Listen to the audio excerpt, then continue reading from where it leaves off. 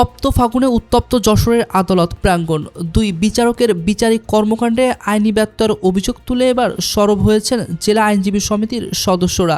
আজ সোমবার দুপুরে সমিতির লাইব্রেরি কক্ষে অনুষ্ঠিত হয় এক জরুরি সংবাদ সম্মেলন। এতে সভাপতিত্ব করেন বার সমিতির সভাপতি ও PP advocate Syed AH Saberul Haque সাবু।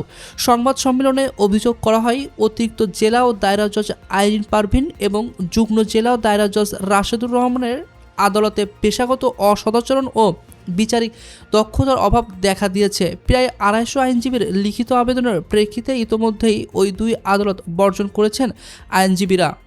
আমাদের যিনি জেলা জজের দায়িত্বে আছে জনাব আইরিন পারভিন, তেনার সঙ্গে আমাদের আইনজীবী এবং ক্লায়েন্টের স্বার্থ সংরক্ষণ হচ্ছে না এবং তেনার সঙ্গে যে আইনি যে প্রক্রিয়া অনুসরণ করা দরকার সেগুলো আমাদের কাছে মনে হয়েছে যে এটা যথার্থ হচ্ছে না বলে আমাদের প্রায় 200 আইনজীবী আবেদন করেছে যে বিষয়টি শান্তিপূর্ণ হস্তক্ষেপের জন্য।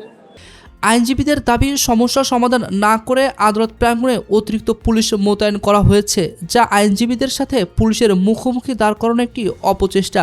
এদিকে চেক সংক্রান্ত মামলার শুনানিতে বিচারকের মন্তব্য এবং আইনজীবী ছাড়াই আসামিকে জামিন দেওয়ার মতো ঘটনায় বিচার ব্যবস্থার স্বচ্ছতা নিয়ে প্রশ্ন তুলেছেন বক্তারা। আগামী 11 মার্চের মধ্যে সুষ্ঠু সমাধান না হলে রাজপথে নামার হুঁশিয়ারি দিয়েছে বার সমিতি। ওই দিন দুপুর 1টায় আইনজীবী ভবন থেকে মিছিল নিয়ে জেলা প্রশাসকের কাছে স্মারকলিপি দেবেন তারা।